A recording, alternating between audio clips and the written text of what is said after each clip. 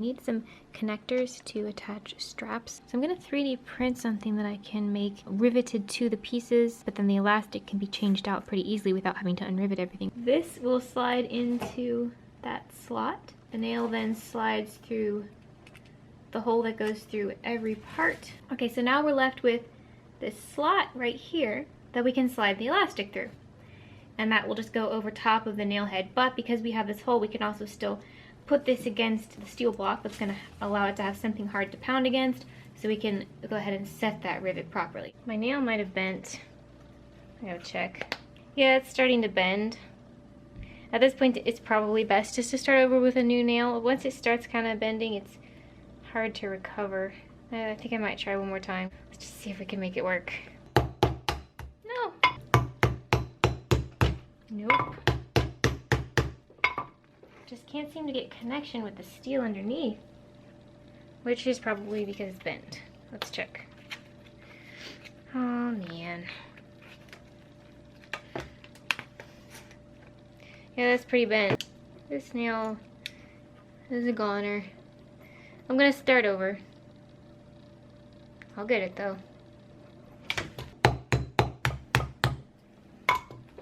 Okay, I think we're pretty well caught now. I can't lift this up anymore.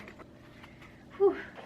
The original plan was to have this just have it as a fake rivet and on elastic only, but in the end it just looks best when it's in the spot that it was designed to be. It just doesn't look as good up here, or if obviously you don't want it to stretch further than this spot. So I decided that that level of flexibility just was not worth the sacrifice of the aesthetics. It's gonna just simplify everything to have all of the pieces as one up here, and then having the adjustability still here at the back with the heel piece, which is on elastic, and you can take it off by this being on the elastic.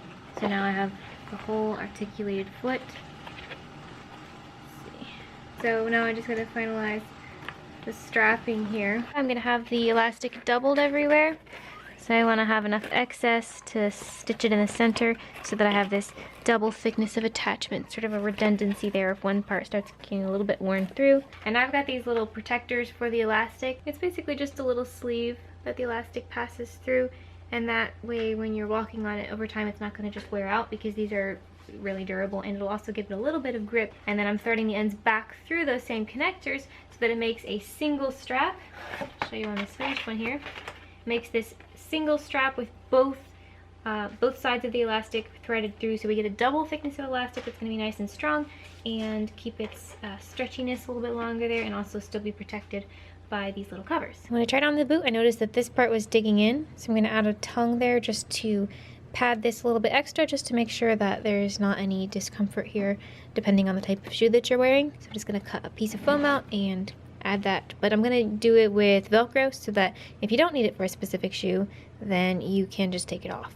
This area needs a little bit of padding that you may or may not need depending on the shoe that you are putting this onto. You can just put one here, or you can do both, or you can stack them if you need some extra height here to make sure that this isn't hitting the ground if your shoe is kind of lower. The front of this toe tends to show a little bit depending on how it sits on the shoe. It'll like kind of stick up a little bit and you see this empty space. So I just printed out this flat piece here to cover that. Now I used the same template as I used for this, so it should be about the same, although you know this is bent in now, so it's a slightly different shape. But we're gonna just kind of melt that in place and then have it kind of go down like this so that your shoe can just slide in underneath, and that'll cover any sort of gap that might be visible depending on how it fits the shoe and as you walk. Now the shoe will go under here and then the toe just gets caught in there.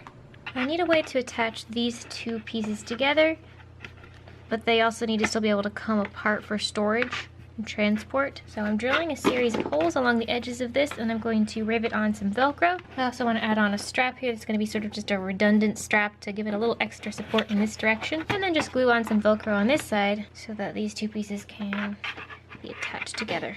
And that was the last rivet for the costume. It's a lot of rivets.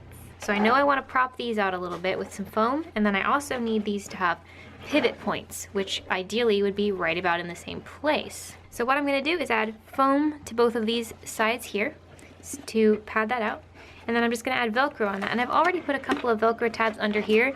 Now these are removable, adjustable, so you can put them however you need to, depending on how it fits with any type of shoe. But essentially those are gonna be my pivot points. They're going to attach to the foam padding here. And then we are gonna have this nice mobility with this piece here.